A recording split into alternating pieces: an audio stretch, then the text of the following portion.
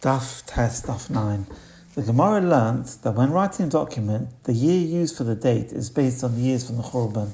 The Brisa listed the various nations who ruled at Yisrael during the second Beis Hamikdash, concluding that one can calculate dates based on how many years passed since the Churban.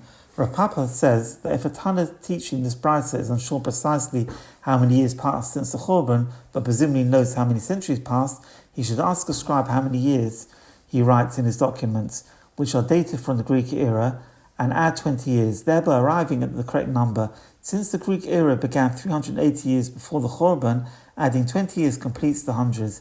If a scribe does not know which year to write in a document, he can ask a Tana how many years he is counting from the Churban and subtract 20.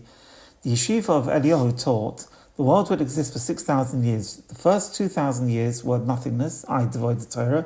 The second 2,000 years were Torah without Mashiach, and the final 2,000 years were destined to be the days of Mashiach preparation. But because of our many sins, these years which have elapsed, many years have elapsed, and Mashiach has not yet arrived. The Gemara asks when the 2,000 years of Torah began, because we know the giving of the Torah was in the year 2448.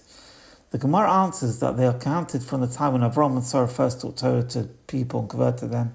We have a tradition that Avram was 52 years old at that time, completing 2,000 years from creation, and Avram was born in the year 1948.